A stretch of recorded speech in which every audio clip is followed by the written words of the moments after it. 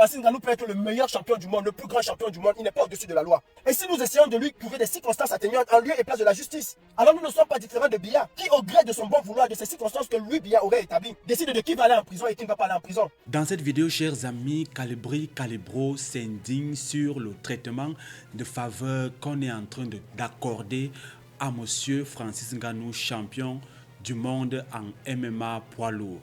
Contrairement à Ténor, qui estime que des personnes sur les réseaux sociaux s'étaient contentées de lyncher parce que Ténor était Ténor. Quelle est la différence entre Francis Ngannou et Ténor? Aucune. Chers amis, je vous invite donc à regarder cette vidéo jusqu'à la fin. Laissez vos avis en commentaire. Bon visionnage. Je disais qu'il y a eu un précédent avec Ténor. Ténor a eu la même chose. Et Ténor a été massacré. Ténor n'a pas eu la même chance que Francis Ngannou.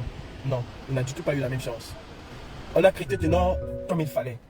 Pour Ténor, on a tous demandé que justice soit faite.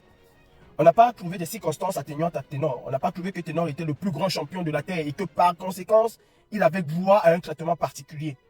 On n'a pas trouvé cela à Ténor. On a mis Ténor dans la sauce. On n'a pas épargné Ténor. Mais depuis là, je regarde et j'observe. Francis Ngannou, rien du tout. Et nous osons nous appeler combattants de la liberté. La liberté que nous voulons, le combat que nous menons, c'est essentiellement basé sur Paul Biya. Ou alors nous menons un combat profond. Un combat pour un état de droit. C'est un homicide involontaire. Je ne suis pas ici en train de dire que Francis Ngannou a tué quelqu'un. Non, c'est un homicide involontaire. Et dans un état de droit, Francis Ngannou aurait été déjà auditionné par la police, voire même aurait été gardé en vue. Ne serait-ce que pour les besoins de l'enquête. Dans un état de droit. Si nous voulons véritablement un état de droit, nous ne devons accepter aucun privilège à qui que ce soit. Aucun. J'ose imaginer si cette personne-là ne s'appelait pas Francis Ngannou. Je ne parle pas ici de tribalisme, je parle de traitement. Si cette personne s'était appelée Ekwala, se faisait appeler Ekwala, je ne pense pas qu'il aurait eu le même traitement. Je ne pense pas. Si cette personne s'était affichée aux côtés de Franck Emmanuel Biya, cette personne-là aurait bouffé un fuck-up de chez nous qui ne dit pas son nom. Francis Ngannou peut s'afficher aux côtés de Franck Emmanuel Biya et tout le monde ferme sa bouche. Mais un autre ne peut pas. Et quand je parle d'un autre, je parle d'un autre que Saadina comme Samuel Eto'o. Lui, Samuel Eto'o, Saadina ne peut pas s'afficher à côté de Franck Emmanuel Biya. Francis Ngannou s'affiche à côté de Franck Emmanuel Biya. Il n'est pas Saadina.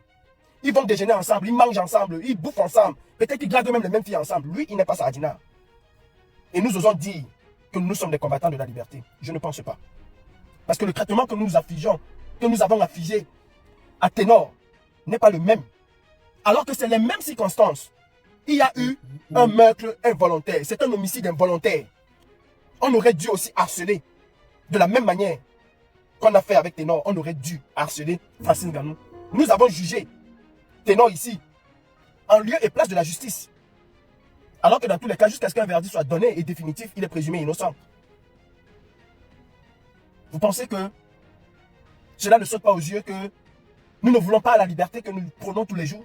Vous le pensez? Je suis choqué de voir. J'ai même entendu des gens appeler le monde à l'aide parce qu'on veut arrêter Francis Ngannou. Mais Francis Ngannou a commis un homicide involontaire. Pour ça, il devait être dans les mailles de la justice. Il devait répondre de ses actes. On devait normalement définir les circonstances de ce drame. Il aurait dû avoir ce même jour un test d'alcoolémie. Oui, il est bien beau qu'il a apporté cette fille, qu'il a amenée à l'hôpital, qu'il a fait ceci, qu'il a fait cela. Mais l'enquête devait nous démontrer si Francis Ngannou était en état de conduire lui-même sa propre moto ou sa voiture, je n'en sais rien. Quelle est sa part de responsabilité? Bien que ce soit un homicide involontaire, quelle est sa part de responsabilité? C'est cet état-là que nous voulons voir au Cameroun? Ou parce que tu es avec nous, ou on a une certaine sympathie pour toi, tu peux avoir le droit de faire tout ce que tu veux? C'est ce combat que nous menons. En tout cas, ce n'est pas le combat que moi je mène. Et je ne saurais me taire face à cette hypocrisie que je vois. Je ne saurais me taire. Cela ne nous grandit pas. Et cela n'amène même pas les gens. Vous savez, les Camerounais ont soif du changement. Hein. N'allons pas croire que les Camerounais n'ont pas soif du changement. Mais nos propres attitudes, en tant que les personnes qui ont décidé de se mettre en avant, nos attitudes trahissent un peu ce que nous avons derrière la pensée, derrière la tête. On ne saurait, parce que Ténor soutient entre guillemets le RDPC, s'acharner sur Ténor et ne pas s'acharner sur Ngannou. Les deux ont ôté la vie à quelqu'un, de manière involontaire bien sûr. Mais les deux ont ôté la vie à une personne. Les deux devaient avoir le même traitement. Oh que non. Il y en a qui vont te dire, ah non, ne m'appelez pas dans les affaires de Francine Ngannou. Hein. Moi, aujourd'hui, je suis focalisé sur tel truc. Ah non, les affaires de Francine Ngannou, ça ne me regarde pas. Que la justice soit faite. Ah non, ce n'est pas la même chose que nous avons dit quand il s'agissait de Ténor. Ce n'est pas la même chose que nous avons dit quand il s'agissait de Ténor. Regarde. Soyons vrais dans ce que nous faisons. Francine Ngannou est un sardinat. C'est un sardinat. Ce n'est pas pour autant que nous devons l'accabler de ce qu'il n'a pas fait. Là, il s'agit d'un homicide. Francine Ngannou aurait été un vrai citoyen. Il aurait été aux États-Unis, il n'aurait jamais réagi de la même manière. Il aurait été aux États-Unis, il aurait été en France. Francine Ngannou n'aurait jamais réagi de la même manière.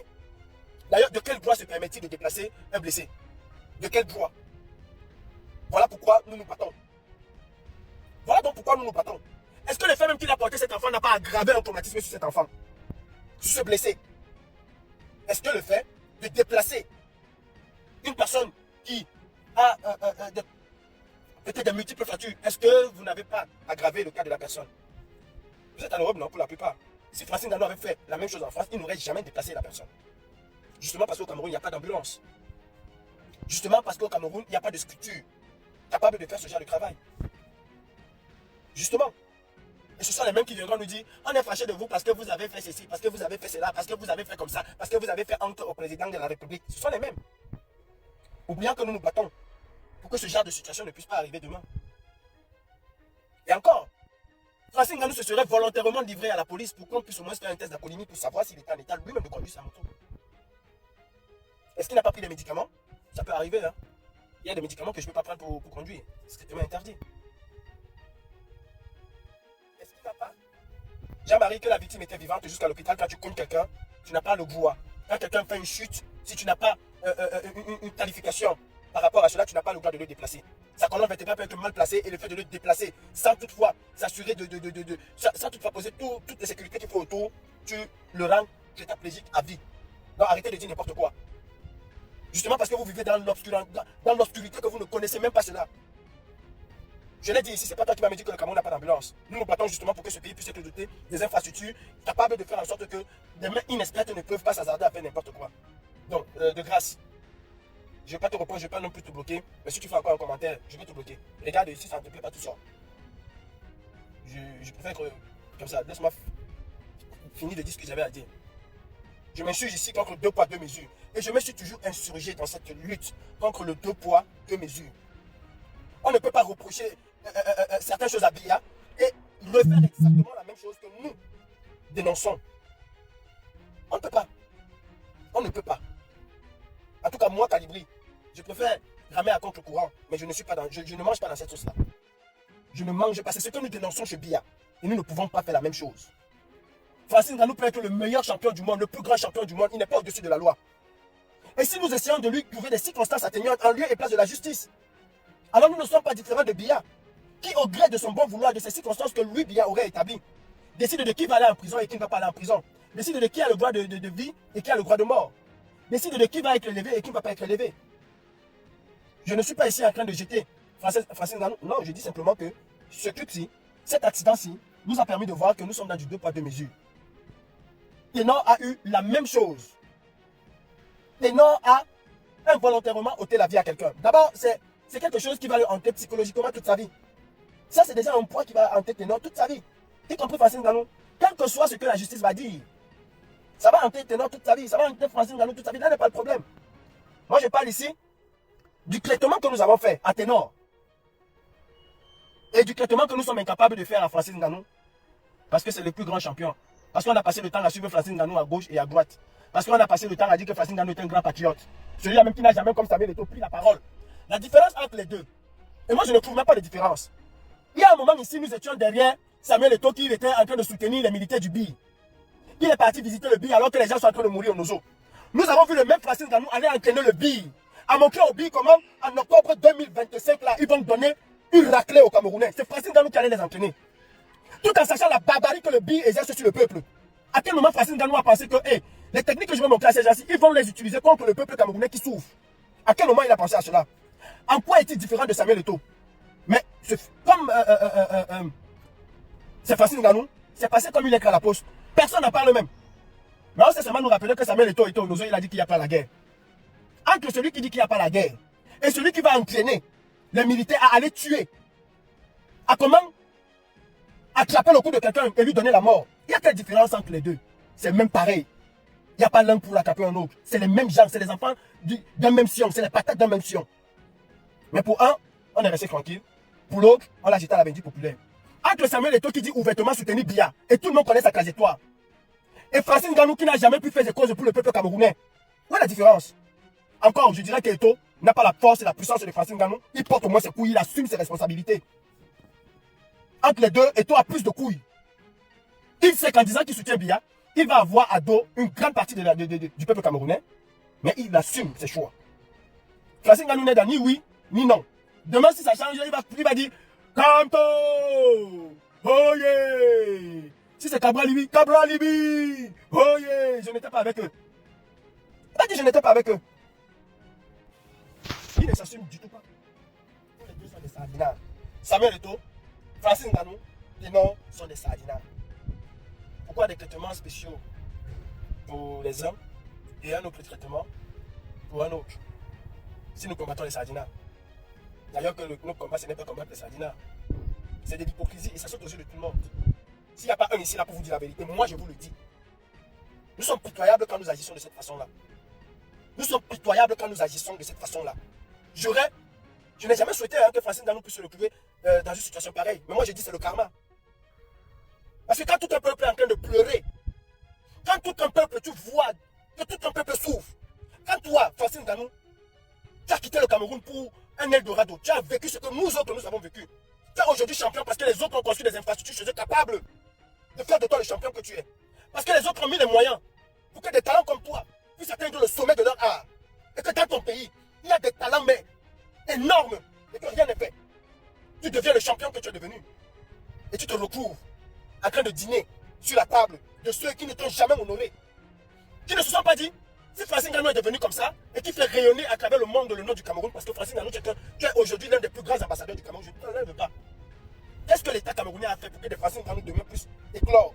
C'est encore toi, Francine Ngannou, qui sort de l'argent de tes poches, qui va aller construire un complexe parce que tu veux donner de l'espoir aux jeunes. Je le salue. Mais qu'est-ce que l'État a fait pour des Francine Ngannou juniors qui sont là? Qu'est-ce que l'État a fait? Qu'est-ce que l'État a fait pour valoriser le combat dans lequel tu te trouves là, le MMA au Cameroun? Qu'est-ce que l'État, quels sont les moyens que l'État met? Je suis désolé, ce n'est pas le football. Pour ça, ils sont capables de mettre 1000 milliards. Et toi, tu reviens encore soutenir ces gens. Et tu vas avoir un traitement de faveur. Tu ne vas pas passer par la case de justice. Parce que des tintins qui s'appellent le combattant de la liberté vont venir dire on est en train de vouloir arrêter Francine Ngannou. On va faire un grand champion comme ça. Qui a fait quoi pour les Camerounais? Il a un jour pris, fait école pour les Camerounais. Oui, il était trop gentil. Il a cogné l'enfant de quelqu'un, il l'a amené à l'hôpital. Il a demandé qu'on puisse lui donner tous les soins qu'il fallait. Il a demandé. Je suis sûr que si c'était lui qui s'était cassé le pied là, ce n'est pas l'hôpital général qui serait parti. Il aurait affrété un volant jet privé pour l'amener. Ah oui, on est capable, quand on a les moyens.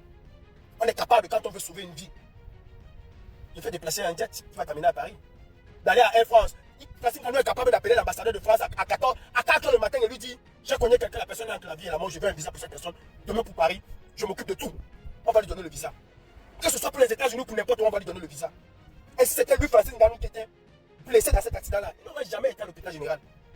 Ce serait le même jour-là, on aurait affecté même un vol pour lui. Même vide, il aurait payé pour que ça l'amène. Parce que c'est son outil, il frappe les gens pour vivre. Il tape les gens pour vivre. Mais ce n'est pas parce qu'il tape les gens pour vivre. Ce n'est pas parce qu'il est l'ambassadeur itinérant du Cameroun, le meilleur ambassadeur du Cameroun, qu'il peut avoir le droit de vie ou de mort. Parce qu'en quelque sorte, c'est ça. Avoir le droit de vie ou de mort sur un Camerounais parce qu'on a l'argent. En quelque sorte, c'est ça. Si c'était Jean de John Momo qui avait cogné comme ça là, est-ce qu'on se serait tué? Est-ce qu'on aurait dit que non, il faut que la justice fasse son travail? Il y a une justice au Cameroun, alors que Bibou Misaka est en prison pour rien.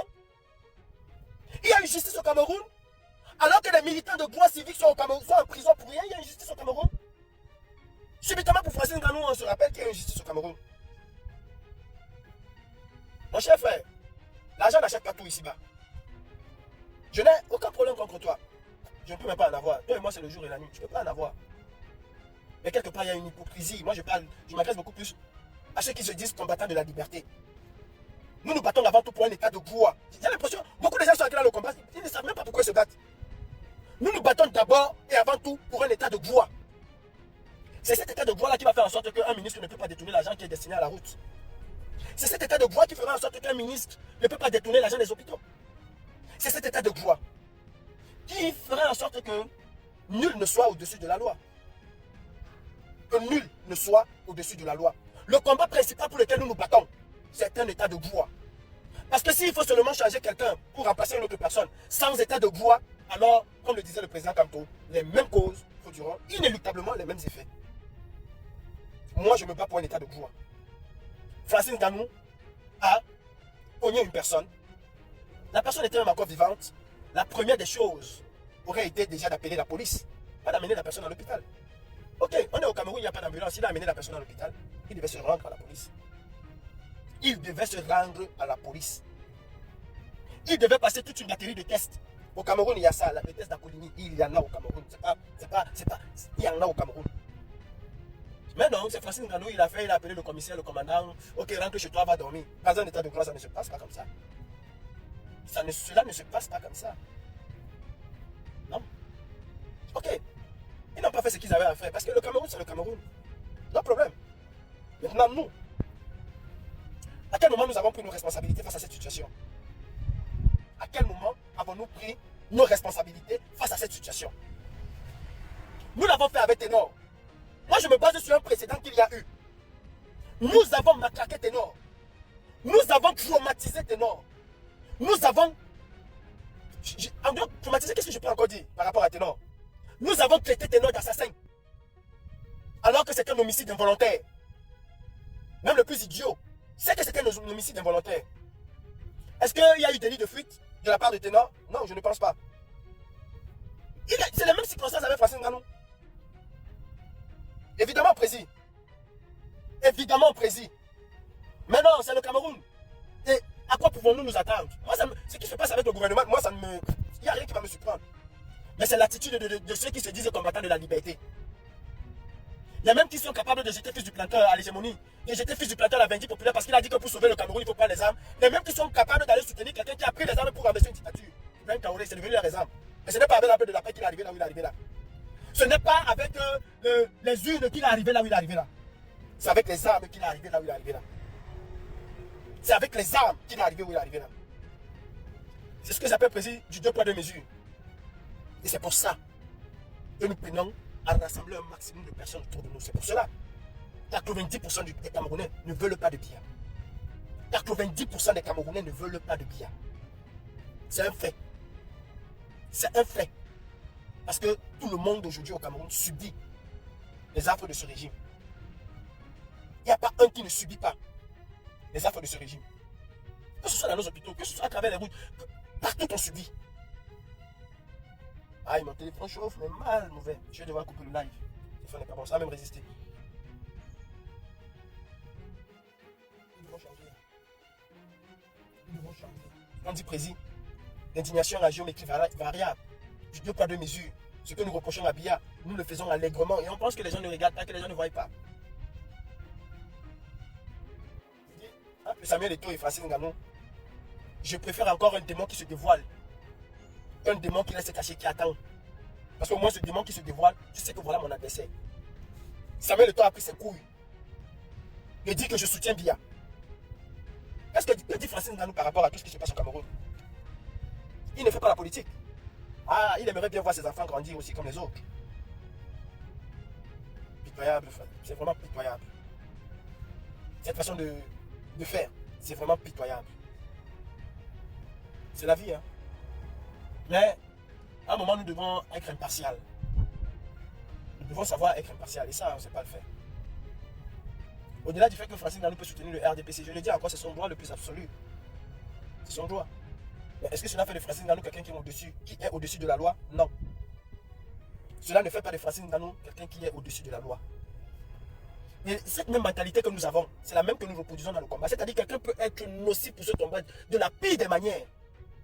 Parce qu'il dit quand on oye, c'est bon, on ferme les yeux. Parce qu'il dit que je lutte pour le changement, on ferme les yeux. Alors que son comportement dans le combat ne rassemble pas mais divise. Dommage. Moi, c'était mon petit coup de gueule. Et je ne suis pas de ceux qui vont voir des choses de cette terre. Si j'ai quelque chose à dire, je le dirai. Je le dirai. Et je dis encore, honte à ceux qui osent soutenir Francis Ngannou par rapport à cela. Honte à cela. Francis Ngannou doit goûter. Il doit goûter la justice. Il doit goûter le bon ou le mauvais côté de la justice. C'est ce que nous voulons tous au Cameroun.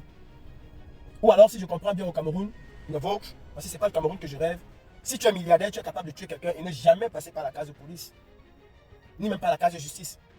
Parce que tu vas aller voir le père, il n'a jamais vu 50 millions de sa vie, tu lui donnes 50 millions. 50 millions peut acheter une vie. 50 millions peut acheter une vie. 100 millions peut acheter une vie. Peuvent acheter une vie. Non. Désolé, mais non. Francis Ngannou, tu as zaillé. Tu as montré que tu n'es pas différent de ceux que nous combattons à Yaoundé. Tu as montré aux Camerounais, et même au monde entier, que dans ton pays, la justice est à géométrie variable. La justice est du deux poids deux mesures, comme certains combattants qui sont là, qui se disent combattants de la liberté. C'est les mêmes pareils, comme disait un ami. Il n'y a pas de différence. En fait, on ne se bat même pas pour un état. Certains ne se battent pas pour un état de droit. Certains se battent simplement pour arriver peut-être demain au pouvoir. Mais vous n'y arriverez pas. Parce que même si c'est le président Kanto qui devient président de la République demain, et que c'est un système de récompense qui mettra en place, je serai devant. Peut-être seul, mais au moins je dirai ce que je pense. Vous parlez de liberté d'expression quand ça vous arrange. Dommage. À quelques mois d'une élection présidentielle, où on devait se servir de Francis Ngannou pour montrer aux gens que nous ne faisons pas du clientélisme. Nous ne faisons pas du deux poids deux mesures. Nous nous battons véritablement pour le peuple. La victime ici, c'est la famille de cette jeune fille. C'est elle la victime. Nous devrions être aux côtés de cette famille. Être la force de cette famille. Mais quand ils se rendent compte que ceux qui sont censés même porter leur voix sont du côté de Francis Ngannou, qui n'est pas bourreau, c'est un homicide involontaire. Je suis sur la route tous les jours. Il n'y a pas un mois, j'ai failli me retrouver dans la même situation. Il n'y a pas un mois. J'étais en train de rouler et j'ai vu un gamin qui courait. J'ai vu un sixième sens que ce gamin peut traverser la route. Le temps de me rendre compte, il a traversé la route. Mais heureusement que j'ai anticipé. Si moi j'étais focalisé comme non, il va aller tout droit. Et c'est que j'ai compris que devant là, il n'y avait pas d'autre issue que de traverser. Puisqu'il courait. Et il suivait ses amis. J'aurais pu le cogner. J'aurais pu le renverser. J'aurais pu le tuer. Est-ce un homicide volontaire? Non. Mais c'est un homicide. Francis Ngannou n'est pas sorti de chez lui en disant je vais cogner quelqu'un aujourd'hui et quand c'est moi Francis Ngannou, je vais pas aller en prison. Non. Déjà ce poids psychologique va le hanter toute sa vie. C'est quelque chose que je ne souhaite à personne. Et ici, je n'ai aucun problème contre lui, mais contre les combattants. Contre les combattants qui dénoncent Biya et qui font exactement ce que Biya fait. Encore à 5 mois d'une élection. C'est comme victime. En tout cas, j'ai un main qui me fait mal. Chaud. Écoutez, bonne journée. Il y a la loi des hommes, il y a la loi de Dieu. Francis Ngannou, tu dois laver ton image. De toutes les façons, il est trop tard. À quel moment on va venir faire des prélèvements sur toi? À quel moment? Mais retenez une chose. Ici en Europe, quand tu cognes quelqu'un, ou même quand tu vois un accidenté, tu n'as aucun droit de le déplacer. Et même quand il faut même que tu le déplaces, c'est les pompiers ou le SAMU qui te guident dans tes gestes pour que tu puisses déplacer la personne. Et si tu n'as pas possibilité, tant que tu ne connais pas comment déplacer quelqu'un, tu ne touches pas la personne. Il ne suffit pas seulement de porter quelqu'un comme ça, mettre dans la voiture. Tu peux aggraver sa situation. Tu peux aggraver son cas. Que ce soit au Cameroun ou pas. La colonne vertébrale peut s'être déplacée un peu et tu finis par achever sa colonne vertébrale. Et faire en sorte que cette personne soit tétraplégique toute sa vie. Toute sa vie. On ne déplace pas un accidenté n'importe comment. Du tout pas. Donc ne me dites pas qu'il a amené à l'hôpital, il a payé, il a fait ceci, il a fait cela. Lui-même il connaît. Si déjà le directeur général de l'hôpital, général de Yaoundé, quand il est malade, il se fait évacuer en France, aux États-Unis pour se faire soigner. C'est l'enfant de Ngongo qui va aller là-bas. C'est l'enfant de Ngongo qui va aller là-bas. Ou vous avez déjà appris un jour que Brenda Biya est partie se faire ausculter autant pour moi à l'hôpital général. Vous avez appris un jour que Biya est partie se faire ausculter là-bas. N'est-ce pas, il fait venir un avion médicalisé pour venir s'acquérir de ça. Il n'y a pas de médecins au Cameroun. Les meilleurs médecins ici en Europe, ici en France, ce sont les Camerounais. Les meilleurs. Même quand on parle de spécialistes en France, un peu partout en Europe, ce sont les Camerounais. On n'a pas de au Cameroun. On n'en a pas. Ce n'est pas le personnel qui manque. Mais il n'y a pas les moyens. Les moyens ne sont pas à la disposition. En tout cas, moi, c'était mon coup de gueule. Deux poids, deux mesures, je ne suis pas dedans. Et ceux qui peuvent insulter, parce que chez nous, on déteste la critique. Et on est champion dans l'insulte. Allez-y, insulter. Mais vous n'allez pas enlever le fait que, entre Ténor et Francine Ngannou, il y a eu 2 traitements. Allez savoir pourquoi vous vous appelez combattant de la liberté. Je dis encore, je me bats pour un état de droit au Cameroun. Je me bats pour un état de droit. Qui dit un état de droit dit alternance. Qui dit état de droit dit démocratie. Qui dit état de droit dit contrôle de peuple sur le gouvernement et vice-versa. C'est ça un état de droit. Qui dit état de droit dit que nul n'est au-dessus de la loi. Qu'un ancien président ou qu'un président peut se retrouver en prison comme Sarkozy. C'est ça un état de droit. Qui dit état de droit dit le respect de tout un chacun. Je te respecte en tant qu'agent de l'État, tu me respectes en tant que citoyen. Qui dit état de droit dit que la police ne va pas torturer un citoyen parce qu'il est policier. Il n'a pas ce droit-là. Parce que je suis son patron. Et ce n'est pas parce que je suis son patron que je dois manquer de respect au policier. Et comme a dit quelqu'un, rien que pour son honneur, Francine Ngannou se serait livré à la police. Ce qui est sûr, c'est que si Francine Ngannou était au States, si Francine Ngannou était en France, seule une décision de justice l'aurait rendu sa liberté sous contrôle judiciaire. Seule une décision de justice. Un juge aurait dit, vu les éléments que j'ai, M. Ngannou attendra son procès en homme, en citoyen libre, sous contrôle judiciaire ou pas. Cela n'arrive pas que parce que tu t'appelles Francine Ngannou. Cela arrive parce que c'est un état de droit. Et qu'à partir du moment où le juge n'a pas constaté d'infraction à ton encontre, bien qu'il y ait eu un accident, il n'a pas constaté d'infraction à ton encontre, tu ne pars pas en prison. Tu ne pars pas en prison. C'est le gros zout. De là où tu es sorti là qui nous le dit. Parce qu'en fait, on ne veut pas vous insulter. Comme on n'est pas au Cameroun, nous on ne voit pas, on ne connaît pas ce qui se passe au Cameroun. Parce que dans ton pays à toi, Francine Ngannou était là, c'est un juge qui a décidé que Francine Ngannou se met dehors. Dans ton état Cameroun de Bia, c'est un juge qui a décidé. Un juge a entendu Francine Ngannou. Et nous avons vu la décision du juge judiciaire qui dit Francine Ngannou, au vu des éléments que nous avons, il est sous contrôle judiciaire, le procès est prévu pour tel. Même quand tu n'as rien fait, il y a un procès qui est en cours, monsieur. Ce n'est pas parce que tu es en liberté qu'il n'y a pas de procès. Il y aura un procès. Un état de droit ne connaît pas l'arrangement entre la famille et toi.